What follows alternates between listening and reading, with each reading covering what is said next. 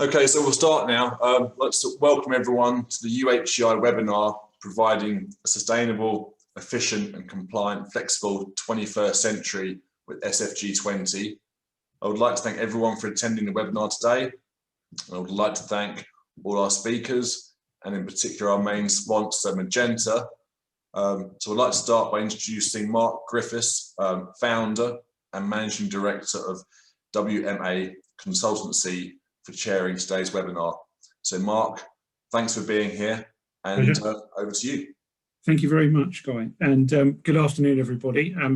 Looking forward to what I think will be a really good, informative session. As it says at the bottom of the slide, if you do have any questions for any members of the panel, please post them in the Q&A at the bottom of the screen, and we will do our best to answer as many of those as possible as we can during the session. And we think you've got some really good subject matter experts here to help drive some of the debate and some of the questions that inevitably arise around maintenance and facilities management in the healthcare and education sectors. We have Steve Tompkins, who's Head of Business Development for SFG20. They are a part or subsidiary of BISA. Nick Fox, Nick I've known for a couple of years now through the IWFM, and we bump into each other now and again. He's Deputy Director of Capital Projects and Estate Management for North Bristol NHS Trust. And James Smith, Technical Director for Magenta, today's sponsors and also subject matter expert in his own right on the digitalisation of estates in the 21st century now. So without any further ado, I think we'll make a start and hand over to Steve to talk through what SFG20 can bring as a product to a maintenance strategy and maintenance delivery. Over to you, Steve. Hi, can you just stop control so I can share my screen, please? Thank you. Just bear with me.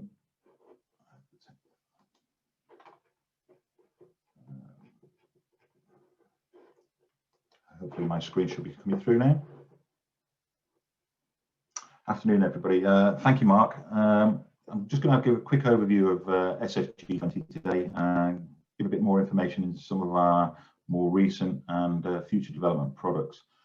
What I intend to do is just start with a very short video, which is quite succinct and gives a description of what SFG20 is for those of you who are on the webinar today who aren't familiar with it. So I'll run for this quick video and then pick up afterwards. SFG20 is a dynamic web-based library of building maintenance specifications. Launched in 1990 by the Building Engineering Services Association, SFG20 is recognised as the industry standard.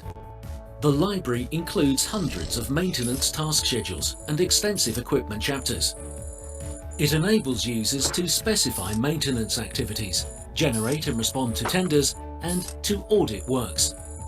It is the benchmark for working standards, providing building owners, facilities managers, contractors, consultants, and end users with the tools to keep buildings properly maintained and compliant, avoiding the costs and risks of over and under maintaining. Subscribers log into the web resource, search or pick from the library of maintenance tasks and equipment types, create and customize their work schedules, accessing key information such as descriptions, timescales and frequency of works, the engineer skilling required, as well as the legal and statutory obligations. Then print or download the information and get to work.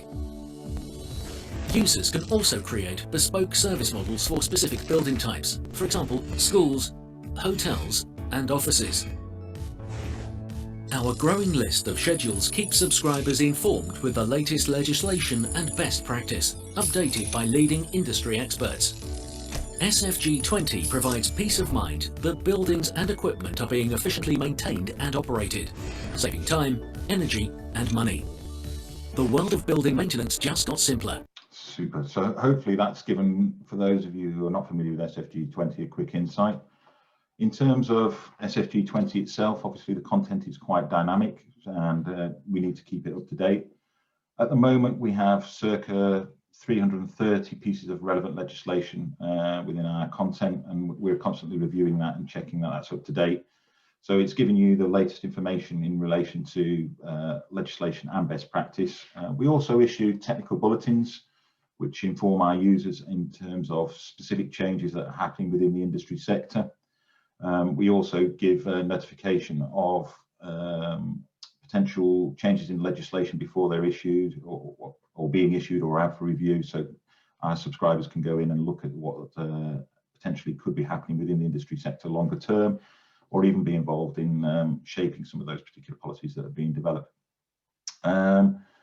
The technical bulletins, as I said, we deliver those on a monthly basis to our users to give them a succinct view of what's actually changed.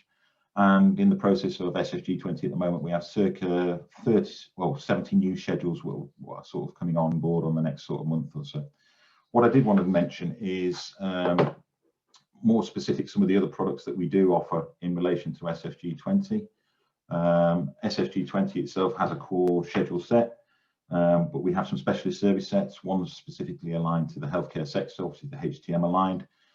We also did some work early in the pandemic on SFG30, which is the mothballing and reactivation of buildings. So that's something that's now available within SFG20 as an additional module.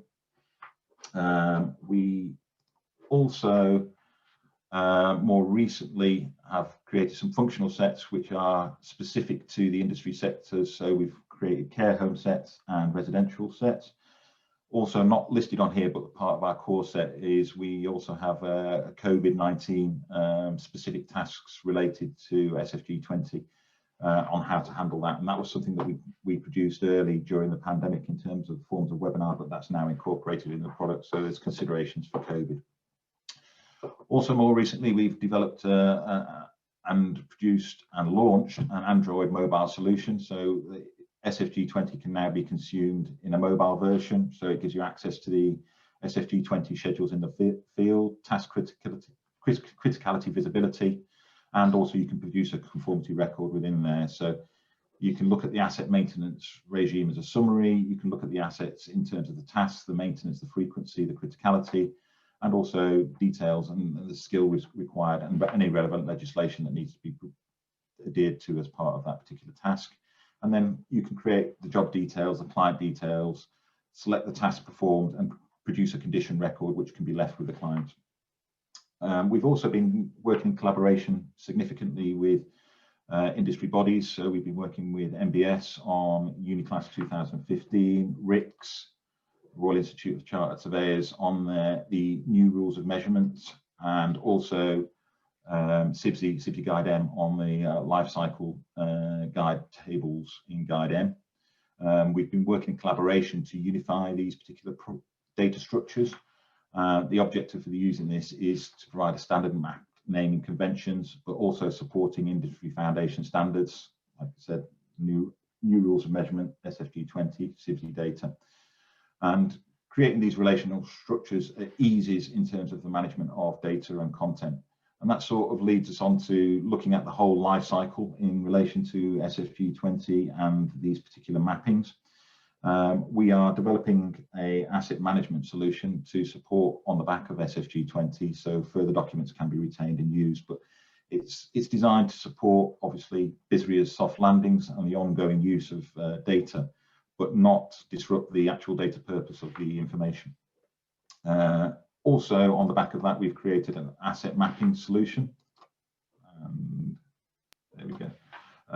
Which basically enables users for the first time to bring data into SFG20. So you can bring in an asset list.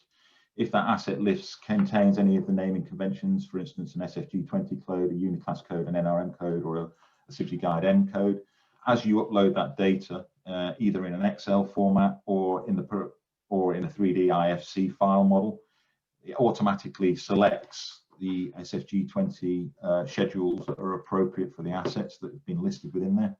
And you can also capture things like the spaces, the facility, and other aspects related to the assets, so the asset detail, the systems that it's contained with. And if you've got a 3D model, like I said, with an IFC file, you can upload that. There's an example of the 3D file.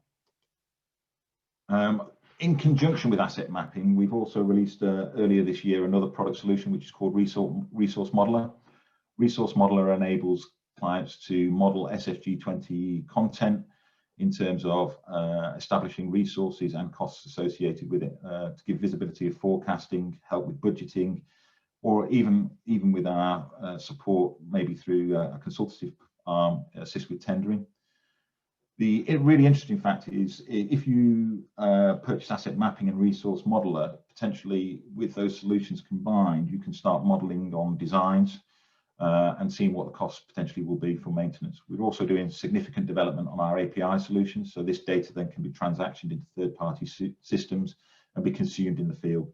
More recently, we've just signed an agreement with MyCAD, and I'm conscious that they're quite prevalent within the healthcare sector. We're also having a Maximo IBM solution, and we're also working with other partners in terms of coming on board, and they're also on our website at the moment. As part of our journey, we're continuing to look at SFG20 in terms of how that can be working with the digitally led maintenance or Internet of Things and data aspects within the industry sector. This graphic shows obviously a journey in terms of maturity, in terms of application. It's not necessarily a journey in terms of moving from one state to another state. It's combining states depending on your specific requirements, but we are committed to do this development in this area, and we're doing some piloting and doing a collaboration in the near future on this, so that there'll be an SFG20 condition-based, risk-based combination solution that will be developed and deployed. So just to quickly summarize, conscious of time, SFG20 is widely used within the industry sector. Unfortunately, it's one of these solutions, either you know about it or you don't know about it, and it tends to be through actual application in operations that many of our users actually are aware of it. But I think the interesting thing for us is we've now got obviously designers as potentially a client base in terms of being able to use the combined asset mapping and resource modeler. Our solution itself obviously aids cost control with criticalities and identifying what needs to do as a mandate and what can actually be looked at and established if there's issues with budgetary requirements. Once again, we've got all the latest legislation, and SFG20 itself can be customized. So the objective is to obviously make sure that your assets are compliant, well maintained, operating efficiently, and reducing your actual maintenance costs. So that's me in summary. Hopefully I'll be able to take some questions towards the end of the presentation. I'll hand back to you now, Mark. Okay, thanks very much, Stephen. And I think that what that does do is, before I hand over to Nick, is kind of open up the art of the possible in terms of what SFG20 can deliver, and some of the flexibility that perhaps people don't automatically realise is available there. But I'm sure as and when we get more questions, that will come through. I think we'll just hand over the slides to Nick, if you'd bear with us just a moment, and then we'll continue from there. So over to Nick, and Nick is going to draw on some real life experiences in both the higher education and NHS sector, and I'm sure that will give us some real insight of the genuine challenges and the benefits of a system like this will offer us. Over to you, Nick. Thanks, Mark, and thanks to Guy for inviting me to speak. I think I count myself as quite privileged at being around several places, organisations, different sectors. So actually, SFG20 gets mentioned everywhere. I think the awareness of SFG20 is pretty big, and it's pretty well recognised. And I think what I'd like to do, guys, is talk through my kind of first-hand experience of using SFG20 or discussing SFG20 with clients or in places that I've worked. And I think the one thing that I see the most, whether you're in-house or kind of a service provider side, is you need to be really, really clear about what you're contracting and what you're asking for. So if you are a client and you're thinking about going out, you need to be really clear in any tender documentation what you're going out for. And actually, it's not uncommon that you kind of, I've seen phrases around, you must follow all relevant British standards, all legislation, all regulations, you must adhere to all O&Ms and industry best practice. Now, I think you probably all agree that that's pretty big, and actually, I would suggest it's impossible, because actually the amount of asset data that gives you is mind-boggling for any person, I would suggest.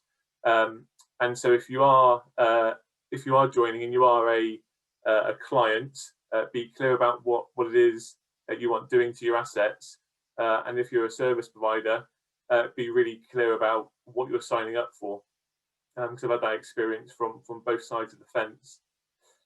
I think again, another thing that I've seen quite a lot is contractors, whether they be main contractors or whether they be kind of SMEs, that they bid for SFG20, but actually when you get to the crux of it, and when you do some auditing and when you start looking at service reports and such like, they're not delivering to SFG20. And actually I think that's because the challenge of rolling down SFG20 all the way down through your supply chain can be particularly challenging. And I'll touch on that a bit later on in my kind of 10-minute slot. And I think another thing, and it sounds really simple when I say it, and I almost didn't add it because it is really simplistic, but I think the FM industry lacks real consistency around, what does statutory mean, what does mandatory mean, and what does best practice or routine mean. And actually, what SFG20 does is gives you a very clear overview of what tasks are within those kind of buckets, let's say. But actually, if you're sat on a call, I would guess if I asked 10 people, actually you would probably have them all sliced up slightly differently. So SFG20 helps to kind of pull those together into a consistent approach.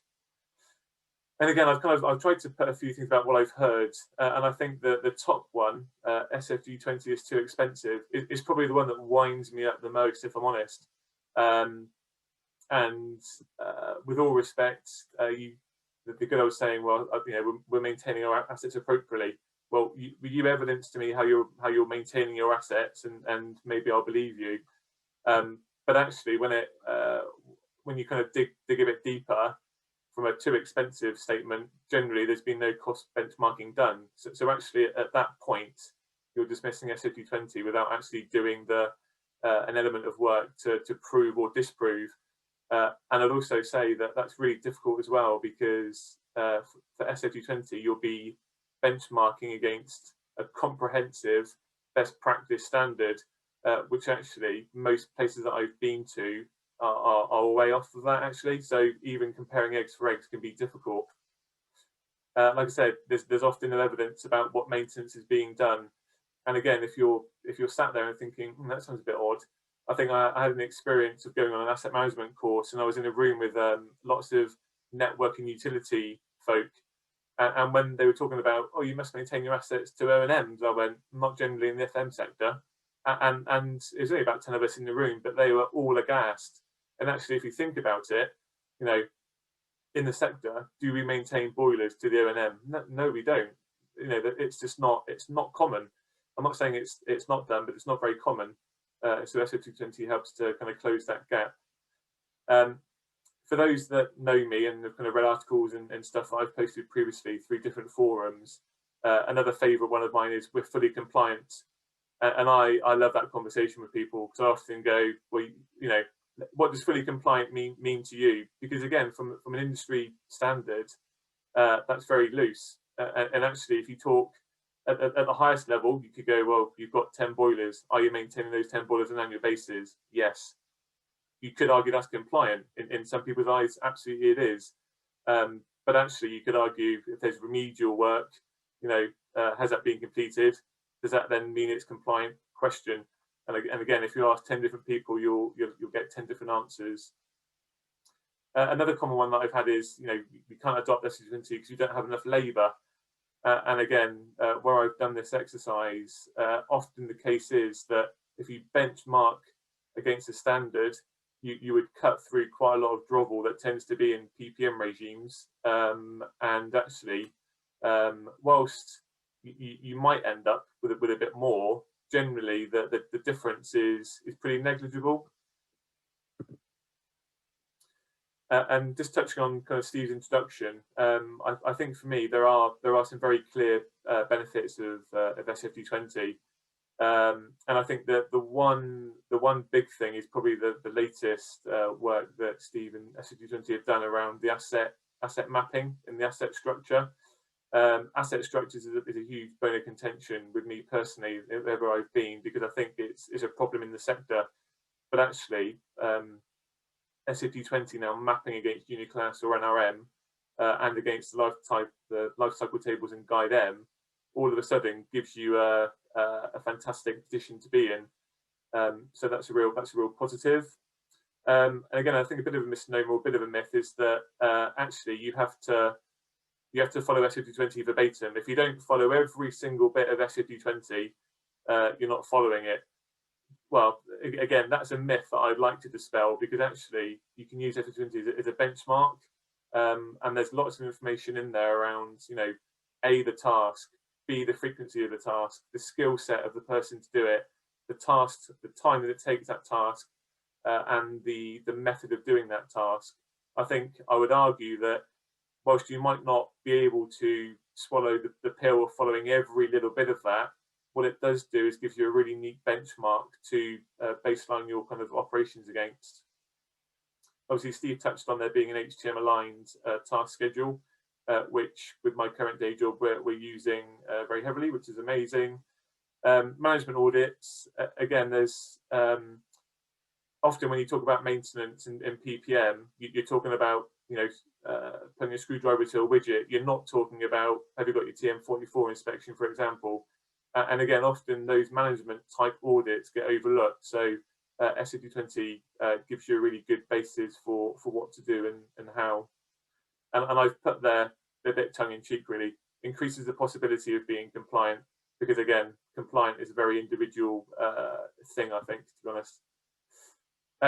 With anything, I think there are challenges, and I've touched on, you know, if you don't follow it verbatim, are you actually following it? Now, if you're client and you're contracting a supplier, you will of course want that supplier to be following it verbatim, because they've tendered for that value and they've tendered against a set task. But I would argue you need to be a bit flexible and understand that yeah, there has to be some flexibility and some discretion around SFG20, whether you're in-house or whether you're contracting services out.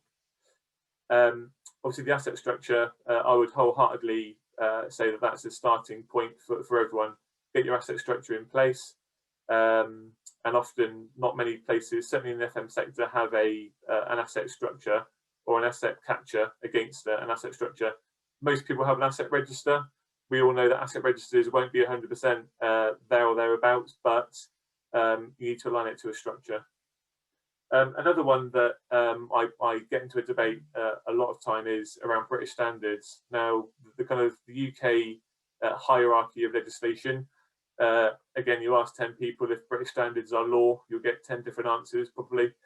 But actually, that is a blocker, I think. And actually, where SFG20 includes British standards requirements as part of their statutory piece, I think personally is the right thing. But in the industry, that is a challenge. And I made a few comments there about contracts in terms of there often is a lack of contractual robustness within supply chain, whether you're a client or whether you're a service provider. And so I would just suggest to have a look at contractual contractual documentations that you hold. So before I close, a few kind of top tips. I think if you're looking to tender using SFG20, you need to be really clear about what elements of it you want, and of course there's all of it. You can go the whole hog, absolutely. But being around different places now, I would suggest that you use SFG20 as a really good benchmark to determine what you want and how you want it. Rather than maybe going for the whole hog, because I think it can be quite a bitter pill to swallow, or a difficult one to shape from a cost perspective. for finance folk. So just be really clear about what elements of SFG20 these you're trying to achieve. Make sure I'm sure James will pick up on this in his presentation about CAFAM system, but absolutely you need to make sure your CAFAM system aligns to SFG. If you're an in-house, if you've got an in-house team and you're looking to adopt SFG20, if you're not going to follow it verbatim, you have to have the skill sets internally to pick and choose the elements of the task that you want. So just ask yourself a question about whether you have that capability internally. We talked about asset register, and I think that the term golden thread is probably a term that most folk are beginning to hear in terms of especially coming out of Grenfell. And I would call this the Fox golden thread. This is by no means referencing it to any best practice. This is my own view based on what I've seen. But I'll ask you to consider, asset register against a recognised asset structure into a CAFAM system. Align your assets to your PPM schedules. Make sure that your PPM schedules link into your supplier contracts. And likewise, the fund doesn't stop there. You then have to evidence or audit that your supplier is delivering to that specification. And on that, I'll finish. So thank you. Thanks very much. Thanks, Mark. Pleasure. Thank you very much, Nick. And I think those real life experiences from both sectors really help as well, and inform the debate for everybody involved in both. I'll hand you over to James now. He'll talk about the digitalisation of what we're trying to do and the importance of that in the 21st century. And we're seeing the questions come in slowly on the Q&A in the chat, and we'll address those at the end. Over to you, James. Thank you very much. Thank you, Mark. That's really good. Thanks, Nick. And yeah, hopefully my next few slides should quite nicely tie in with that. So just make sure this is aligned. There you go. So I'm going to take you through over the next 10 to 15 minutes, digital construction, SFG20 and good data. So joining those dots between the CapEx and the OpEx side. So I'm making sense of where that data and how SFG20 comes into it. I'll give you a bit of an overview of Magenta if you haven't heard of this, digital estate management, digital project overview, then go into some data and SFG20, connecting the process and then the opportunity for estates. So hopefully this should give you a well-rounded view. I'm happy at the end, any questions or afterwards if you would like to ask any queries on that. So I wanted to start off with a little quote, not to appear too cheesy, but I really like this quote, and it really lends itself well to estates and a lot of the conversations we have now. And the goal is to turn data into information and information into insight. I think it's really important, just jump there, didn't even touch it, hold on. But it's a really important quote because I think it kind of underpins the digital construction and BIM, the complete journey, and that kind of digital and golden thread that Nick mentioned earlier, because I think we need to make sure that we capture what we want out of it as well. So I'd just urge you to kind of consider that as we go through this presentation. A bit about Magenta. We are over 20 years old now. Our annual revenues are around 14 million. We have 2 offices in the UK, Coventry and Brentwood. And we now have, I think it's 75 last time I checked, staff-wise, with over 2,500 customers. And that's split between automotive, aerospace, manufacturing and digital construction. So our kind of 4 areas. Predominantly we work within supply chains, and this has led us to kind of actually use a lot of our techniques from the automotive. They roll into the aerospace, the manufacturing and the digital construction side. So a lot of the lessons we learn and a lot of the services we provide are all interlinked. Within the construction side, we work with product manufacturers, major contractors, architects, MEP and engineers, building owner operators and estate management companies. What's really useful about this is we can see kind of top to bottom, that whole life cycle. So if you are creating an object or an asset, we can actually we can share our experience from an estate or an architect or a contractor's perspective to really give that overview. And it was interesting what Nick said about the asset register and the asset structure. It's so important how that filters down and that's what's great about having this kind of overview of it. Some of the customers we've worked with recently, and these are some that we're working with actively: Cambridge University, been working with them for about 5 or 6 years now. But more recently, lots of NHS companies. We're currently working on a 6-month project with Royal Brompton at the moment. This is SFG related, so it's about how they're overhauling their estate to provide themselves better maintenance and plan preventative maintenance. It's very reference what Nick said earlier.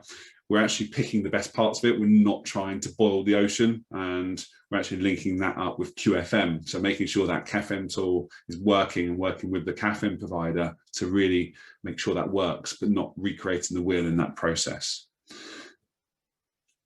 So building lifecycle management and digital construction, I like this little icon. It kind of sums up in a really simplistic thing. When you're starting off a project, making sure your requirements are outlined clearly and the delivery is integrated with the team, and making sure that the estate is operating at a whole. So what we find when we start working with estates, being with a trust or a client, usually we have these siloed pockets of information, and we find it's a lot about joining those dots and making sure that people are getting exactly what they need.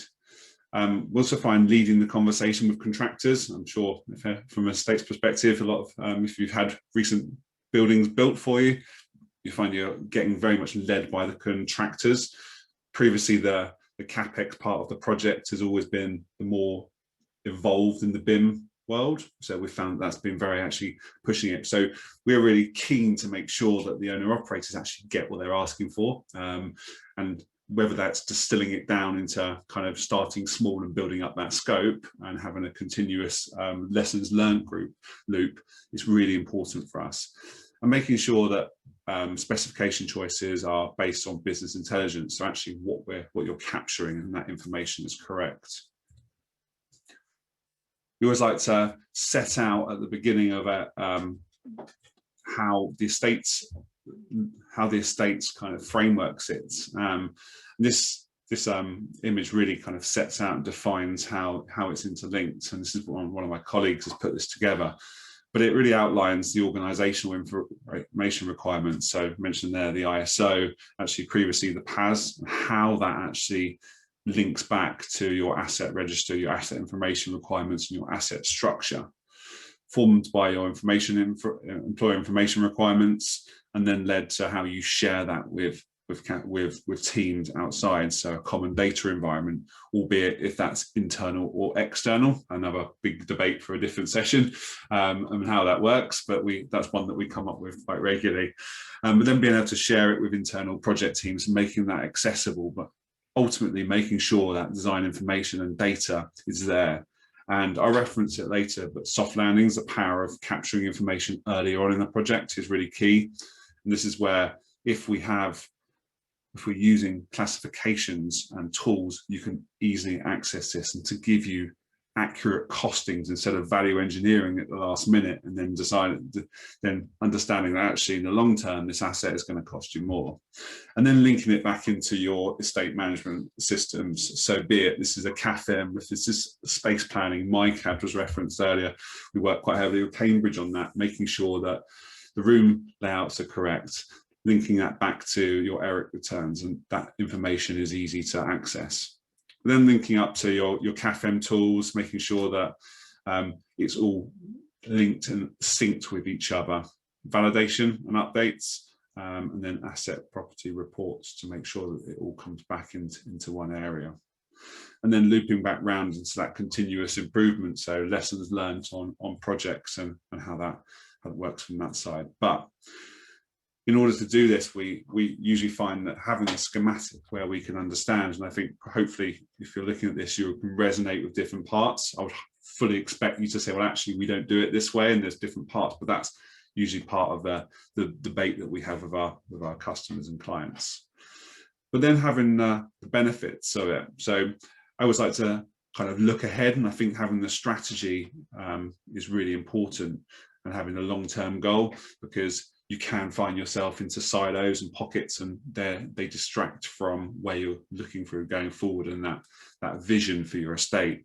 So things like your solid foundations, if it is lower cost of operations, so how are you going to do that? What are your KPIs to make sure that you're registering on that, and looking at whole life cycle analysis, which this enables you to do with SFG20 and using some classifications. We also, I'm just going to move this across. Estate utilization, making sure that that information is correct as well, and becoming smart. One of the things, but before we start, we usually end up with conversations like this, and the aspirations are there to kind of run before we can necessarily walk. And this is where we look at actually the front end of it. Oh, not sure where that's, Guy, I'm missing a little bit of my presentation there. Should I share my screen, Guy, if that's not there? If that would work, James, yeah, thank you. Yeah, 2 seconds. I'll just get to the slides.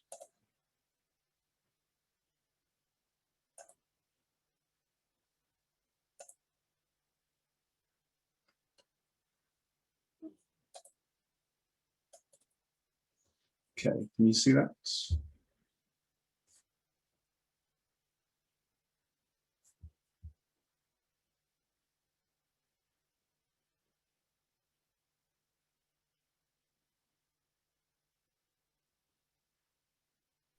Can you see my screen?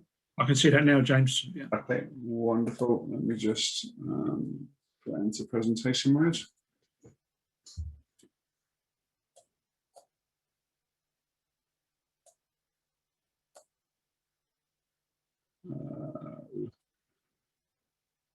Let's just put that on. There you go. Right, it's better. So yeah, I'll give you some solid foundations. So linking back to the asset side, I'm just going to move that so you can see that. I'll leave it there. But understanding the asset side, ensuring that all of the assets are in place, but linking up that operations part as well. When we move on to the next part, which is the data migration, I'm not sure how I can reduce that. I'm guessing you can see that on the screen. Let's just try. Understanding data, I'll carry on. So, but understanding data mapping and where that data is going to go. So linking to the categories, the classification codes. So here I've just done a simple version of Magenta where we've kind of used the Uniclass, the NRM and the SFG. So as you link back earlier, Nick, it's saying about how that spreads and how they're linked up, so you don't have to use that single version on that side. But also having a clear and defined handover. One of the things here, you kind of assume, see, making sure that REBA stage 6 is your handover, but actually using things like soft landings much earlier on enables you to make that a lot smoother, and making sure that you've captured that asset side so you can start planning your maintenance, so you're not missing your first services and you're not missing any key areas that you need to action straight away. So how do we do this, and where does SFG20 come in? So I think we've had a good introduction into SFG20 from Steve earlier on, but what really appeals to me, and when we're talking to our customers and clients, is the fact that it's continually evolving. I like the fact it's very easy to use and straightforward, and it really is an easy tool for us to utilize and work with our clients and customers on. It helps understand the critical tasks, which I really like, and also your obligations and your legal obligations and where you need to stand with it. And also, if you are managing your resource internally or externally, it allows you to kind of make sure that's clear as well, so you can see what's going where and what's going to be outsourced, and the potential costs and that are going to be involved in that. Joining the dots up, so going back to contracts and information. So Nick mentioned it earlier, making sure that it's watertight, what you're asking for, and linking it back to the supplier documentation, getting people to sign up and buy into this process. And this is where project documents and asset information requirements and contracts are key, because there's multiple classifications out there. Sometimes actually trying to do all of them with boiling the ocean is making sure what's clear and concise and what particular parts you want from each one. The soft landing side, as I've mentioned, is key, but actually that build up of asset information and monitoring it, the asset assurance. I see regularly data and assets are handed over and they aren't fit for purpose, and the amount of rework that goes back into it. Whereas if you can plug in earlier on in the process, but having the awareness and using people like Digital Clerk of Works to be able to capture this same information and validate it and cross-check it about the information you're receiving is really, really important. And we see this being used in project scenarios and as it evolves.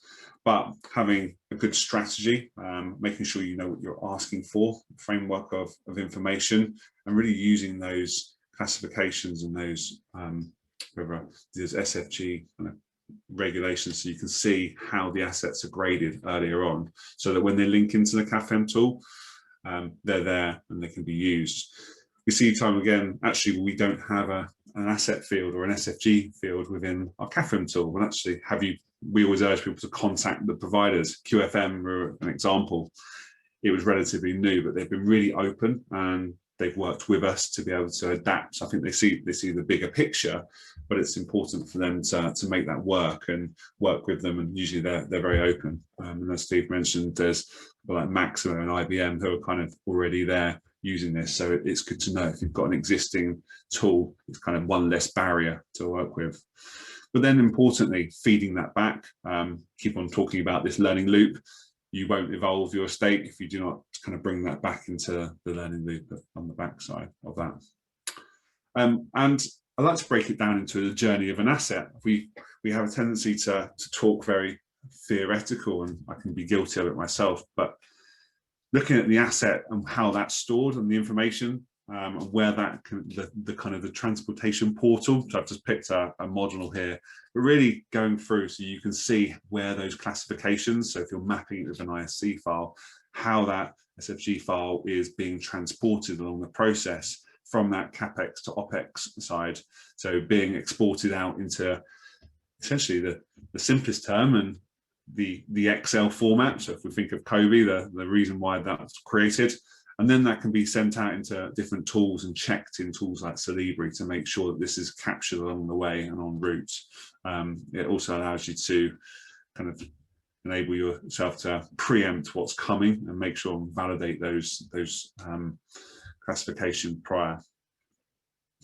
One of the kind of takeaways that I always like to define is define a data strategy and framework.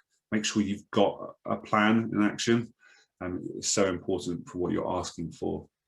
Clearly set out what your requirements are, making sure that it's clear and concise. Don't ask for everything. It's one of my biggest advice, and obviously justify it and come back to with why you need it. But I always start that off. I've been in various different companies where we've asked for everything and I'm willing to hold my hands up. And I think that was a really valid learning curve kind of 6-7 years ago when we started. We asked for absolutely everything and we asked for this information. Sometimes classifications can also become silos of information if they're not correctly managed and there isn't a clear purpose for them, and we've seen that time and time again. So you need to understand the end goal of that and see exactly where that's going.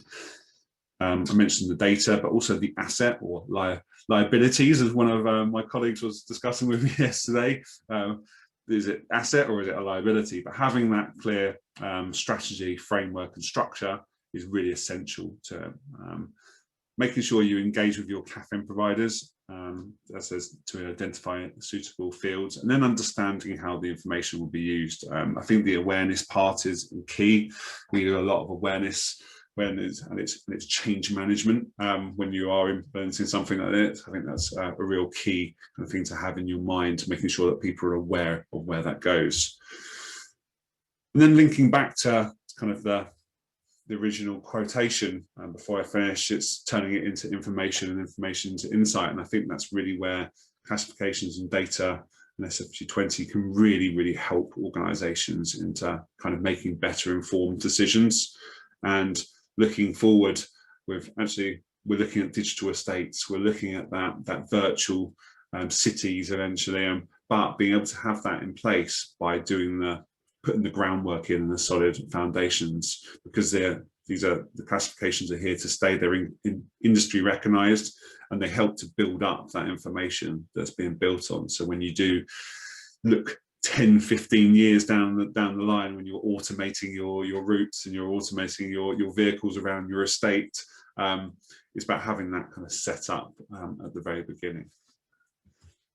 And that's it for me, and we're happy to help or have any questions or any queries throughout this. So please let us know. But thank you very much for your time, and I'll hand you back to Mark. Thank you, James. That was really useful and really informative, I think, in terms of what can be achieved and what can happen with that digitalisation of the estate. I think for me, some of the key, to use a phrase a couple of you have used this afternoon, the key takeaways from this before we get onto the Q&A and some of the chat questions that have come in is in overall terms, I think it's for all of us to try and maintain a strategic approach to what we're doing, and I think if we can find a way to do that, it's very difficult in the facilities management world generally, but especially in healthcare and the university sector, because there are a lot of time demands and demands on how quickly things are needed and everything else. But for those at the director level and those assistant directors and the like that are there, that giving that strategic view of what needs to happen and how that will be delivered, I think helps hugely. And it goes back to that point about joining the dots. I think for me, that's one of the key takeaways there. But a lot of the clients we have, we encouraging them to maintain that approach is fundamental. And I think if you can continue to do that and have a tool such as SFG20 and all those other elements that drive what you do on your estate and the strategy of it, you're going to help a lot. And I think the other byproduct of that as well is in the facilities management world generally, data management and data handling. You're going to have data specialists as part of the FM team moving forward. It's the only way you're going to be able to cope with all of this. Otherwise, it'll just overwhelm people. And I think that will be a natural evolution of the industry as a whole, but especially in those more mature estates such as universities and healthcare. So picking up on some of the questions then. So one of the questions that we did have in the chat from Neil was around SFG guidance on any HTM models around in mental health care and the like. I would imagine that is already there. I know Nick, you and Steve both answered those questions there. But Steve, is there anything specific there in that sector? I'll be honest with you, I've not gone into a lot of detail within the HTMs. Obviously, I've not applied them in anger. I've mainly used the core sets in my previous history. But in terms of the HTMs, it's got a complete list on the website there. You can go through and check all of the modules. I don't believe we're missing anything from the HTMs. I know that IHEM are doing some developments on future construction projects. That's something that we're looking, and we're in conversation with IHEM on. Yeah, I think that also probably links to the point that you were making, Nick, earlier in terms of the flexibility and you know, a bit like a pick and mix to a certain extent. You've got that baseline with SFG20, but in the healthcare sector, at least the HTMs and the HBNs will guide the selection of certain equipment and the way things are delivered, I would suggest. Absolutely, yeah, and I think it comes back to that myth of I can't adopt SFG20 unless I'm going to adopt it all. That is not the case. You know, you should commit to SFG20 to give yourself a decent benchmark and baseline against what you do and a good reference point. It's no different than the other industry guidance. Use SFG20 as a guidance tool. So I would urge people to consider it that way rather than thinking it's the Rolls-Royce standard in maintenance. It's too expensive. It's not about that. It's about giving you a comprehensive reference point to manage your estate better. Yeah, I'd concur with that, Nick. I've used it in the industry probably going back 10 years. So I've gone from what we call poacher to gamekeeper in terms of using the tool, but specifically I've always used it and applied it in large FM organizations as a baseline in terms of a measure. It gives you a definitive baseline to say that actually that is my baseline. If I'm looking to do improvements, how can I do improvements against that baseline, and where can I stretch opportunities? Another question that came in from Fergal was around college and universities accessing SFG20 and commercially how that's accessible for them, Steve. Okay, so a bit of background, and you alluded to it when we joined the presentation. SFG20 is part of the Building Engineering Service Association. Building Engineering Service Association is a not-for-profit organisation, so everything that we do within there is obviously reinvested. SFG20 itself is a commercial product in terms of it needs to be maintained and updated and continue to evolve. So there is a commercial cost associated with procuring SFG20. Do feel free to contact us because we have a number of different levels of subscription. We can do like an entry-level subscription very easily. So once you're confident in terms of the content is right for you, it may be the case that you want to then evolve and say, actually, there's some other functionality that we're looking to apply. So it's designed in such a way that you can go in at an entry level and then progressively, as you become more competent in the use of the information within there, or you're looking to apply additional pieces, you can bolt on additional aspects to it. Okay, thank you. And I think a common question they get is around the golden thread, which I know is something that's come up after the you mentioned it earlier, Nick, the Hackett review and Grenfell and the like. We sit on a couple of BSI committees, one on service life planning and one for the 41,000 range of FM standards. And the relevance of that is becoming more and more to the fore. And the new role of the building safety officer, I'm not quite sure how that's going to work in the NHS environment at the moment, but in the wider world, in the university sector, especially whether you've got the residential accommodation, that's going to be a key challenge, and one for the sector as a whole that's going to have to be incorporated. And it does help you join the dots that come through as well to get moving forward there. And it's going to relate back to the data and the BIM modelling and what you do for handover. And when that handover is achieved, when you get to REBA stage 7 now, I think it is, James, isn't it, from memory, then you've got to be able to articulate what you're doing to control those risks around some of those safety elements within the building. And that's not going to go away in a hurry. And also the government, anybody working in the university and healthcare sector, to get any significant redevelopment done of their estate or renewal of their estate, they're effectively going to be using government money, and the government have mandated that BIM is going to be adopted in the future for all significant redevelopments. In terms of that, Mark, I think I alluded to it briefly in our presentation. SFG20 are developing a common data environment and obviously aligning that to our ISO 55000 and the new BIM standard. It's not designed specifically to be the one and only solution. It's designed to be a complementary solution for users if they don't have it. I'm conscious that a lot of CAFM and system providers can provide some of this kind of functionality as well, and that's where we're looking to integrate to ensure that that information can flow through from SFG20 or production planning in terms of specific SFG20 tasks can flow through into other operating systems. Yeah. Okay. I think there's two bits in there for me, folks, that are real challenges that you see in terms of kind of integration between projects teams and operations teams. That's a real nut that if you can crack that, you'll be doing fantastically well. Yeah. So there's one bit. Picking up on your point just now, Mark, about skill set. If you Googled asset manager, facilities management, it's just not recognised, which is a real shame, and it has to be. There's in the NHS, with the amount of investment that's about to be made into the NHS estate, you have to go and get yourself an asset and lifecycle manager.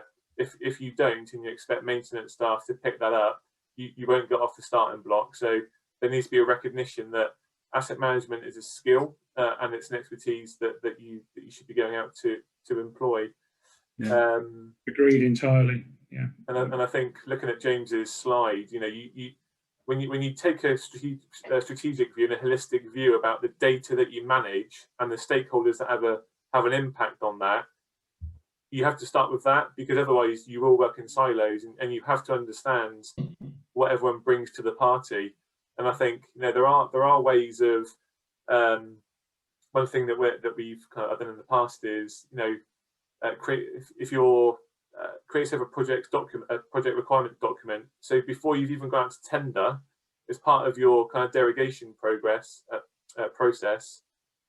create a project requirements document. In that project requirements document, you say you need an asset structure to this standard, and your contractor's on the front foot then. So rather than getting to handover and you get the O&Ms on your desk and it's an absolute carnage, you know, think ahead and actually build it into your Reba stages. You know, when you get to end of stage 4, think about having a session around asset management, and there's some real subtle things that can be done to make a huge difference. Yeah, that's an interesting bit. We've started to see that use a digital clerk of works. It was always that it's kind of come as a bit of a role, because you're right, there isn't, that role doesn't fit into anyone's job spec, and everyone's like, well, actually, how is this going to work? Because we can't practically, and as everyone's roles are maxed typically within the States team. So it's about, yeah, it is defining a new role and actually a package of work. And you mentioned the soft landing. It's about getting that earlier on and having that integration with information projects. Now we host a client workshop as soon as we start. It's actually, this is what you're going to get. Is this what you want to get?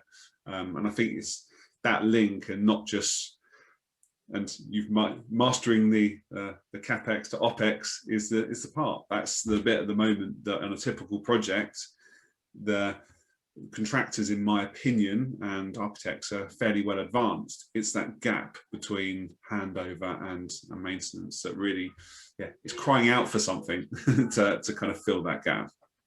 Yeah, agreed. I think there's definitely that gap that needs to be filled at the moment, and lots of people have attempted to do it, but it does need to be, I agree with you, Nick, it needs to be defined quite precisely now. I think it's becoming much more relevant than it ever was. And we had a question from Margaret around asking if we could confirm which universities have moved forward adopting the digital requirements to date. James, you've obviously got quite a few clients in the sector at the moment that are adopting some of the digital techniques. Yeah, so yeah, as I mentioned, NHS is, and I would say in the States in the last year, I've seen a big turn. This is ranging from people like the Warwick universities down to Royal Brompton. We've got quite a few that we're actively working on at the moment, and this is a requirement that's coming up. It's I thought it's very prominent in the NHS at the moment. They're seeing, we've just started with Leicester as well, so they're looking at how they can deploy that as well. So there's, yeah, certainly I'll probably go on for a few, but there's quite a few that are now just starting to use that and actively see the benefit in doing this. I know I was talking to David Stevens at UCL University of London recently, and he's a big advocate of digitalisation, and they have a huge investment coming on their estate. They're moving to the East London campus near the Olympic Park, as well as what they're trying to do in the Bloomsbury area as well. So I know from answering the original question in the university sector, there's a lot going on there. There's a lot of awareness of what's happening, and the university sector is in that slightly more luxurious position than the NHS in retaining some of its capital receipts to reinvest in its estate, which isn't a luxury the NHS has got at the moment. We're working on that project with them as information managers. So we're actually on so the story, we sent out a client update to one person. My colleague Richard was a bit baffled when I think there was about 35 of the estates team joined the meeting to share. But it shows the passion, and actually they want to develop. So it's brilliant. There was everyone from the space planners to the FM guys to people in charge of the space, and it was brilliant. So it really does show that they're embracing it and wanting to use it. And I think the move away from the BIM level 2 into the UK kind of BIM framework now is helping with that as well. It's kind of taken away from what's level 2, because everyone was trying to aspire to it. It's now just, it's a framework you can deploy and practice on that side. Yeah, and I think that's something that as a challenge for us in the sector we have to try and emulate. And I think Steve, you touched on it earlier.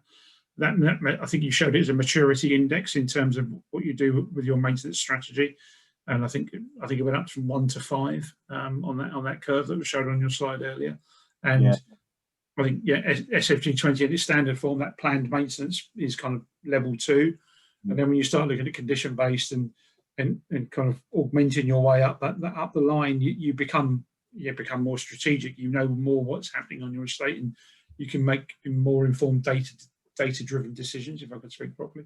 Then that helps everybody, I think, in terms of that strategic alignment. Yeah, I think it's really interesting in terms of where we're at in the current position. Things like condition-based maintenance and monitoring of assets. We're now arriving at this situation where components are arriving already with this kind of monitoring installed, and we're going to see this more and more. I think really interestingly, because we've been looking at the condition-based maintenance and obviously that journey in terms of maturity. Historically, it used to be the enclave of very high-end sort of assets in terms of criticality, just for the cost of being able to monitor these kind of pieces of equipment. But now the technology price point has fallen significantly. It makes it much more viable to apply much more widely. The real interesting thing that we've sort of seen on the approach is we've actually said, well, actually you don't actually supersede necessarily one with another. They're all very complementary. And the factor that really affects your sort of application of these new technologies is looking at strategically how you're able to have these opportunities to perform maintenance. If you're in a manufacturing environment, it might be the case that you have a periodic shutdown. If you're in an operating environment like a hospital and so forth, it might be out of hours whenever out of hours is for a hospital, which is very rare. So you're juggling around different facilities in terms of availability, so you can actually keep them up and running. So yeah, no, it's sort of a very interesting area at the moment, and I see there's going to be a lot of involvement. And like I said, we are in discussions and looking at developing specific pilot solutions to assist subscribers in terms of saying, well, what type of condition-based maintenance can be applied, how can it be applied, and what does it negate in terms of any planned preventative maintenance? Because if you are monitoring something every 15 seconds as opposed to going to it once a month, there's an argument that says, actually, well, do I wait, or will I actually see a relevant tell that says, actually, we need an intervention? Well, it's a risk-based decision for the business, isn't it? Ultimately, whether you do it in a very analog way or whether you do it in a digital way, you're going away from a standard maintenance regime and saying, well, I can afford the luxury of taking a more risk-based approach to develop that. I think that the key challenge is developing the knowledge of people to be more risk-aware rather than risk-averse, because there's a big difference in those two approaches. Otherwise, it's easy just to default to the risk-averse avenue and take it from there. So.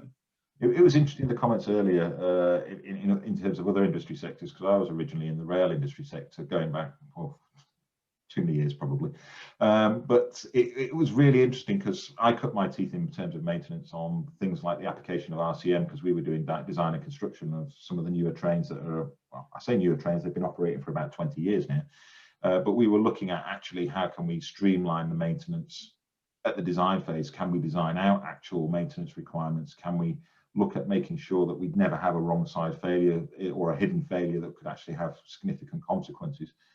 So yeah, it's very interesting how you can apply these maintenance philosophies into the industry sector. I think there are going to be challenges in applying them, but hopefully with the cost price point falling, it shouldn't be a cost issue. It's establishing how critical those assets are for you and how you want to manage those assets going forward.